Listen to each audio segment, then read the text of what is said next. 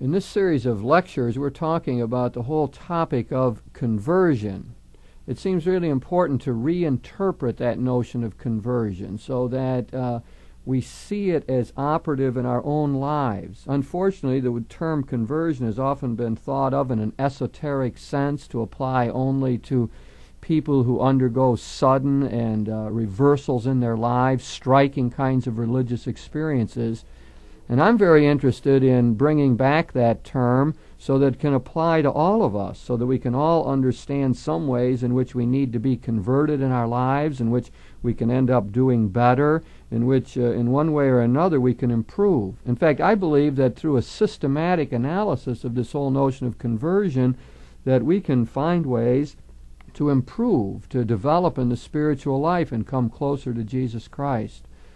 So it is a matter of reinterpreting. And I also want to make sure that these talks are seen in personal terms, so that we're not thinking about how it applies to other people, or we don't see it as an abstract exercise in some sort of pastoral theology, but that it always keeps coming back to us, to me, to you, a whole question of how can I see myself in unconverted ways, look more honestly at myself so that I can figure out how I can live more effectively. To do this, I've been looking at different aspects of our character and our personality, different dimensions of our existence. So I've talked about an affective conversion in which we need to learn how to mobilize our emotions so we can follow Jesus Christ in a more wholehearted way, with feeling and with depth. We've talked about an intellectual conversion in which we try to move away from a mere common sense way of understanding life and learn how to come up with a theology, a philosophy, a worldview that really helps us to understand who we are and where we fit in the world. And now I want to talk about, on this occasion, a moral conversion. And as usual, I want to try to bounce off of a particular story. I often say that I learn more from the people I interact with than all of the books that I'm forced to read in my pastoral ministry. And I often ask the people who tell me striking stories whether they care if I share them with others. And so on this occasion, I want to tell a story of a particular fellow. I'll use the name Dan for him. And Dan has had a rough life as he's tried to work out his marriages. He's been through 2 failed marriages.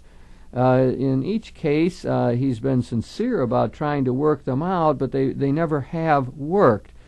And as I've interacted with him over the years, that it's often been seen to be a failure on the part of his spouse that has caused this. He's tended to put the dominant blame on his partner in each one of these relationships. And now he finds himself in a new situation relating to another woman and contemplating marriage and trying to figure out this time how he's really going to make it work. And so he thought that he better get serious about all of this and really go back and examine why his marriages failed. And he was sort of moved by this and by the Scott Peck's book on the question of love, where he discusses, this is The Road Less Traveled, where he discusses what real love is all about. And in reading that section of the book, he was reminded a lot of the New Testament teaching of Jesus when he talked about selfless giving in love.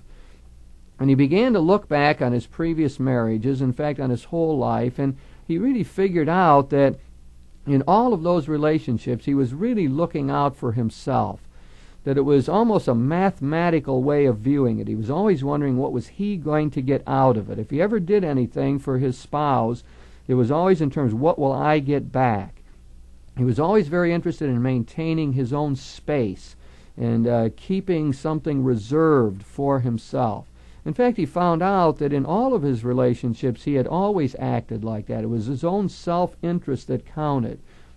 Very often his own pleasure, very often just maintaining his own time frame and his own space so no one would really invade it.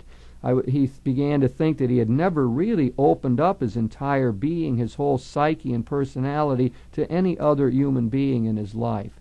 And he made a decision when he saw that he wasn't going to let this happen in this new relationship. And so he began very consciously to try to deal with the new woman in his life in a different way.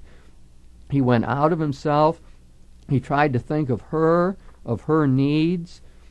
He found himself doing small things for her, of really trying in one way or another to reach out to her, to be generous in his responses to her. He tells stories about how when she was very taken up with a whole lot of work, and he offered to go out and buy presents for that she had to get for other people.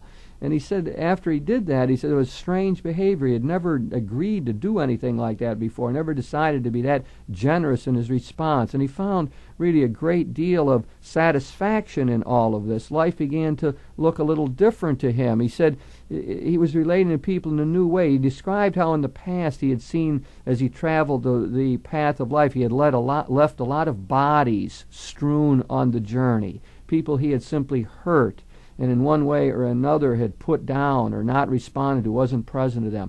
Now he was really trying to do it in a new way. He was trying to be self-giving and to care for the others. He was making their needs his primary interest.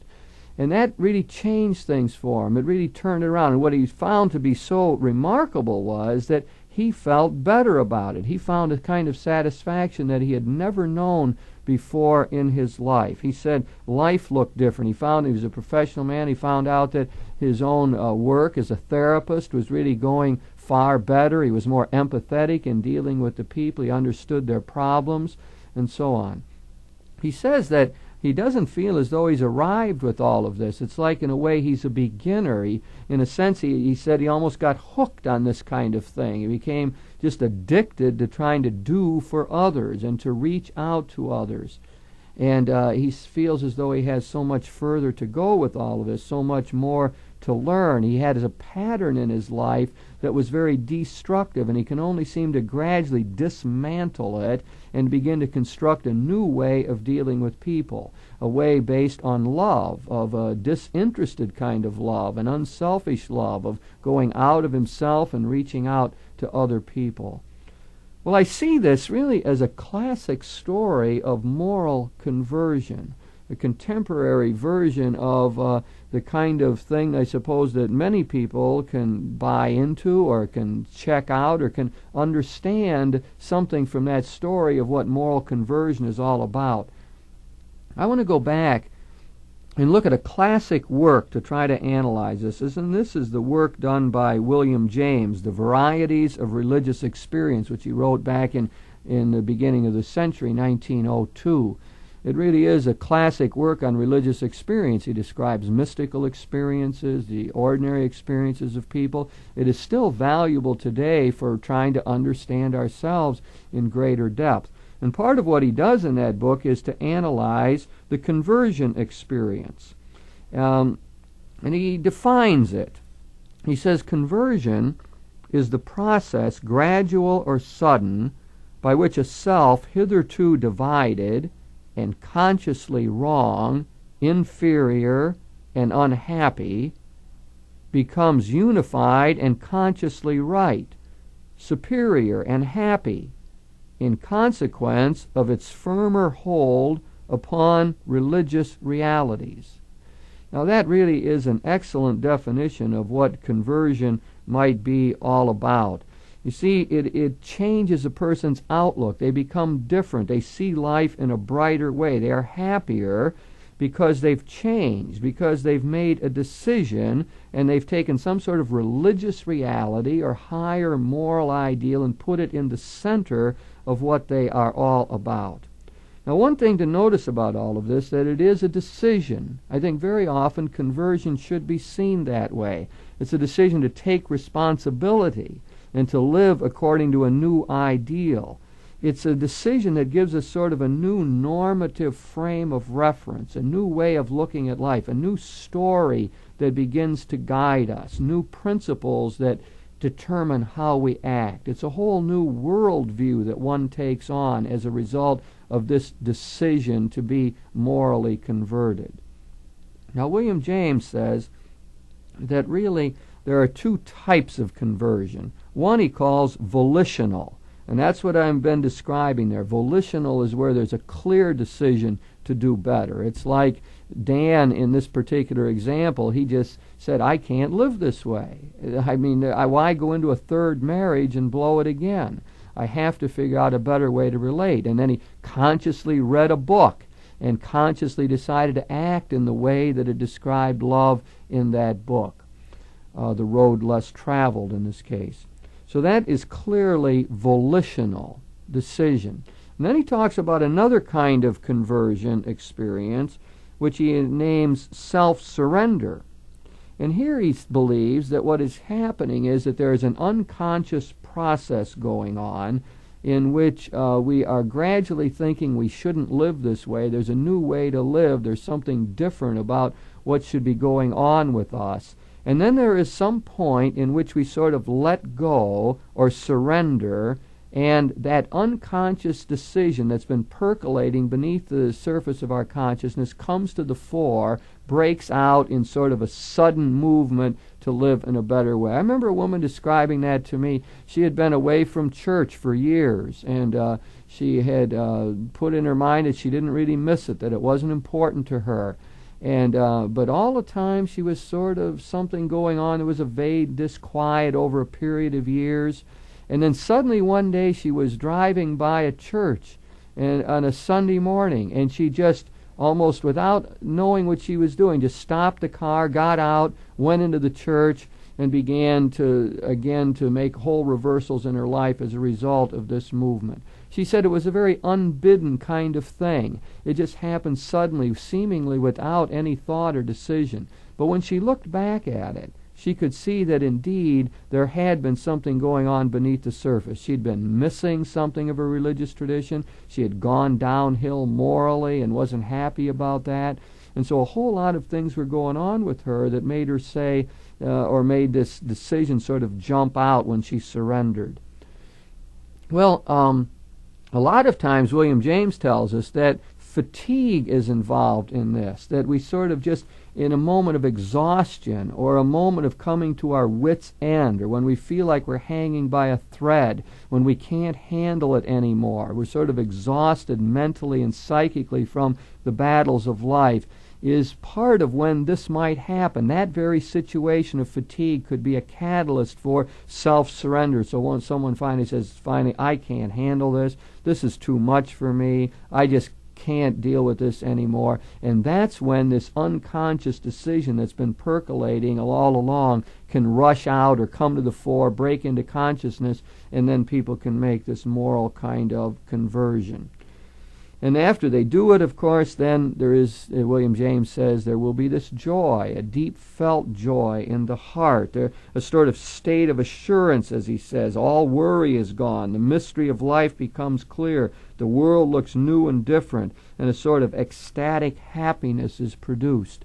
This is the very kind of feeling that Dan talked to me about, where he was saying that he feels so much different. He feels better about himself now. He finds a joy in giving to others that he'd never known in life. It's deeper and cleaner than anything else during his sort of hedonistic days and self-seeking days that he ever had experienced before. A much richer kind of feeling.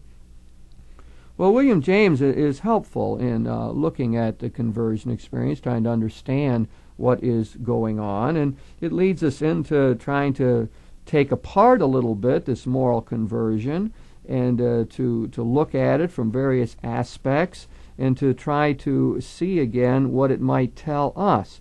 Now, I think that a lot of people are not going to say that, well, I'm just totally morally unconverted, I'm living a dissolute life, I'm a horrible sinner in every way. Some people hear it that way, but a lot of people hear it more in terms of, well, I'm trying to lead a good life, call myself a Christian, I go to worship regularly, I'm trying to follow out the gospel mandates and so on. But even in that kind of situation, it's important, if we're going to hear this, to say, yes, but I'm not perfect. Yes, but I have a way to go. Yes, I have my faults, however, limitations. I have ways in which I disappoint myself. I don't live up to my ideals. The gospel ideals are so high, the message of Jesus so demanding, that I have to admit in my daily life that a lot of times I don't make it. I just don't do everything I should do. So unless we feel something like that, some sort of gap between our ideals and our actual performance, we probably can't get into this moral conversion.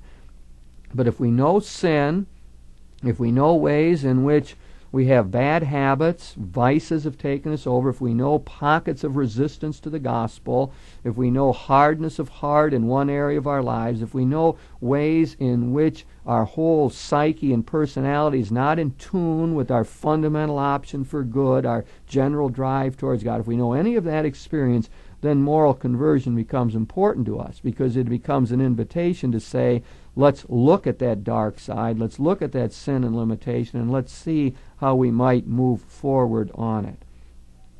So in general, what we've gotten out of this, I guess, so far is that moral conversion is a change of heart. It leads to more constructive behavior in life. It's moving away from vices to virtues. It means that we now have improved attitudes, better ways of looking at the world, which help us to live more effectively, to be a force for good in the world rather than a destructive force. It means to move from selfishness to love. Well, it means to make a decision to live according to a new idealism which guides all of our activities, that we will take on a higher idealism, a better story that would guide all of our activities. It means from following out always our feelings for self-gratification, for always looking out for number one, to following feelings which urge us to be responsible to the common good and to try to help other people as well. Put in the terms of Bernard Lonergan, who's given us those general principles to live, in which he told us to be attentive to our experience and to be intelligent and insightful as we deal with our experience, and to be reasonable in making judgments. The fourth level of that, he said, was to be responsible. So to live morally in a converted way would mean that we are trying to be responsible people, live in that fashion. Now, I'd like to take just a little bit of a break here at this time and allow people to begin to feel their way into the question. And it's time for a little personal examination, I suppose, in one way or another, so that the rest of it begins to make more sense to you. So that I'd like you to look at some of those dark spots now, or invite a sort of examination of conscience where you think there might be need for moral conversion in your own life. You might look at the faults and failings, the limitations, the sins, all with the mind. It's not in a morbid sense, like, boy, I'm a crummy person, but in a sense that, well, I can do something about this. If I know what the problems are, then I could move forward. If I am in touch with my vices, I can move towards greater virtue. If I know my sinfulness, I can ask for forgiveness and rely on God's grace to do better. So I'd invite just an examination of conscience along that line now, in preparation for the kind of things I want to say throughout the rest of this talk.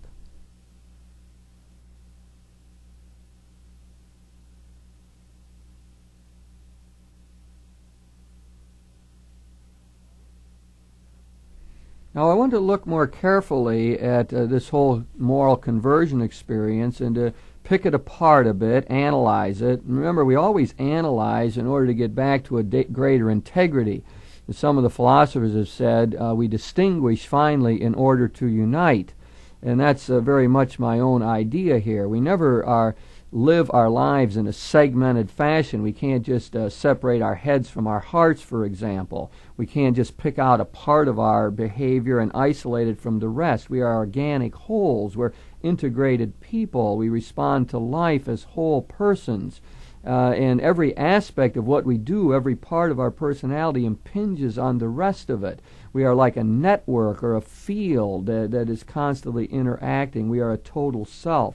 So I want to keep that in mind whenever I'm doing this analysis. Analysis is always for the purpose, finally, of coming back to some greater synthesis. So the first way I would look at this moral conversion is a movement from legalism to a generous love. Now it's really become commonplace in the contemporary theology and in the post-Vatican II church to speak against legalism. We knew legalism in the church as a matter of just simply following rules. I suppose the remnant of that yet today is our rule that we are to worship on weekends, to keep holy the Sabbath day, to get to Mass, and that for many of us that becomes a legalistic practice, that too many Catholics still find themselves going because they're afraid that they're going to go to hell if they don't, or that there is this church law and they'll be looked down upon if they don't keep it in one way or another. So that was a type of legalism that still is at work in our Catholic community. We find people who come to church and don't participate, they don't get into the Mass, they're not wholehearted about it, and it's probably in part at least because they are there just out of keeping a rule and going through the motions, meeting an obligation. I suppose there's other ways, however, in which the legalistic mentality is more subtly present. It's been common as well to talk about the parental tapes that we carry in our heads out of a particular school of psychological thought and therapy, that we have reminders of what our parents have taught us. It's the superego in Freudian terms. In other words, it is possible to live morally simply out of peer pressure, simply out of social convention, simply because it is the way that our parents taught us to do it, because there are certain expectations that our family or our relatives have about us. So it's not out of inner conviction, but simply because it's expected somehow. So I think a careful analysis here would be in order of expectations. For whom do we perform? Who are we trying to please in our lives? The problem, of course, with all those kinds of legalisms is that we end up in a minimalistic morality. It's always, well, what do I have to do, and how far can I go before I violate this social taboo or this religious law?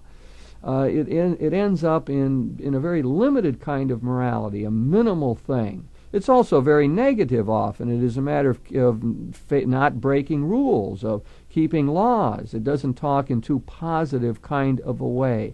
I often think of it as walking on a tightrope where one is constantly fearful that one will fall off, fall into mortal sin, fall into the clutches of the angry God, fall into the hellfire. So it is sort of a minimalistic and negative approach to whole of the moral life. Now, to be converted from that legalism would mean that we would now act out of love, that we would act out of conviction, out of what is in our heart. Now we would be trying to respond generously. This is exactly what Dan found in his own life. He was so surprised that it wasn't hard to do things for others. He'd spent his whole life resisting that, building a shield from trying to do for others. And now, when he's doing it, he finds himself wanting to do more. He has become generous in his response to other people. He now doesn't keep track anymore of what he has done and wondering what he will get back in return. It's not counting the cost or adding up figures. It is flowing out of a conviction and out of a love that moves him to reach out to others, to appreciate others, and to do for others. My mentor, Karl Rahner, the great German Jesuit theologian who died in 1984 and has written so much in many areas of theology, and also has made important contributions to the area of morality, has made the statement that love is true to itself only when it's prepared to give more tomorrow than today. I find that to be a telling statement. It tells us about the nature of love, that love really is always calling for more. That's one of the reasons why it's hard to make this moral conversion, because one is fearful that if I begin to act out of love, there's no end to it. I'll always have to be doing more. And there really is a certain truth in that once we open ourselves up and try to be generous in our response, people will at times take advantage of us, and people will call upon us to do more. There is no doubt about that. And yet the true love experience is, the depth of love says that we have to always be ready to do this more. Now, we might ask ourselves how we're going to try to move in this direction. Well, if we look at the example of Dan that I gave, he moved in that direction by reading a particular book, The Road Less Traveled by Scott Peck. Some people find that by reading the New Testament they would be moved in this direction, to read about the example of Jesus and how Jesus calls for a generous love, that might somehow work. It's also possible, I suppose, to ask ourselves why we do things. So the Catholic who's going to Mass just out of obligation could get in touch with that. Do I really think I'm going to hell? Is that a good motive? What if I wouldn't go for a while and just see what that would mean to me, and see if I could come up with better motivations for going? In other words, there might be a certain experimentation in the spiritual life that might be called for here. might be necessary to work out a more adult relationship with parents, for example, a more mutual and equitable kind of relationship. I'm often telling college students that. They can't just always live as doing what their parents want them to do just because they don't want to offend them. Eventually they have to become adult and to try to relate to the parental figures or any authority figure in life in a more adult fashion. Now let me go to another way in which we might try to understand all of this. In this I will term this way, that to be converted morally means to go from a do-your-own-thing morality to responsible behavior. We often call this antinomianism, that is, the feeling that there are no rules, no principles that we are to follow. Many people who have been through a legalism move in this direction. They say, well, I don't want to just follow rules, and I don't want to just live out of parental tapes. I'm going to do my own thing. I'm going to create my own values. Nietzsche talked about that back in the 1800s. When he was telling us that the Übermensch, the Superman, must create their own values, that they weren't just to do what the culture said, that the really mature people would move beyond what was going on in the society and would create their own values. And so we've seen Nietzsche's whole idea come to fruition in the 20th century. That many more people are just saying, if it feels good, do it. I don't care what other people think. I'm going to be candid and frank. I'm going to look out for number one. We find people who have lived sort of responsible lives for a long time, maybe in marriages, suddenly chucking the whole thing and saying, I'm going out and now follow my own whims. I'm going to look out for myself. Now, I do believe that there is something to be said for that. I mean, for example, I know many mothers who don't care for themselves, who simply are giving all the time and have never thought about their own well-being, their own education, their own future after the children have left the home, and they really do have to attend to themselves. And that's not exactly what I'm talking about here.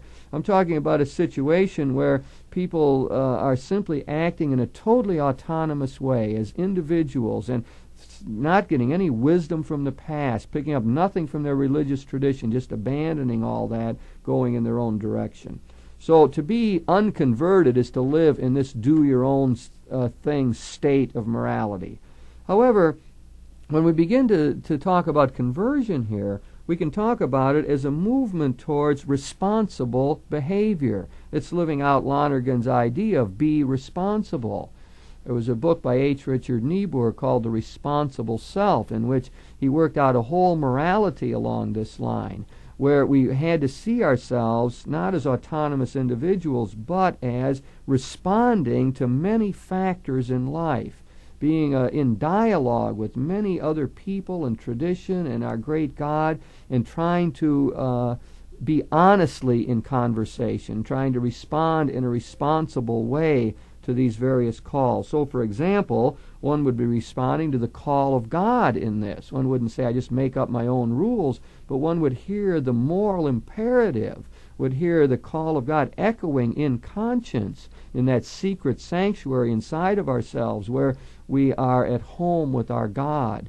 And we would listen to that. The morally converted person would be trying to pick up the clues, discern the signs of the times, discern the call of conscience that is coming from the great God. To be responsible means we would be responding to the needs of other people. We would take those seriously, the needs of the people around us, our neighbor. We would be taking the command of Jesus to be seriously, that we are to love our neighbors and that we are even to forgive our enemies and love our enemies, so that all the people around us would have some sort of a claim upon us. We would say, yes, in a way, I am my brother's and sister's keeper. I do have responsibilities to loved ones, to family, to my neighborhood, to the people I work with, and so on. Must respond to their needs also. We would be trying to be responsive to the gospel imperative of charity. You know, that Jesus' whole call to be loving and to respond in that way. We try to be responsive to the wisdom in our tradition, so that if somebody says to me, well, I just think that I should do my own thing in the whole area of sexual morality, and just if it feels good, I should do it. well, then I need to call to their attention a long wisdom, a tradition that's been built up in the Judeo-Christian world that says that sexuality has to be lived out responsibly. It has to be done in accord with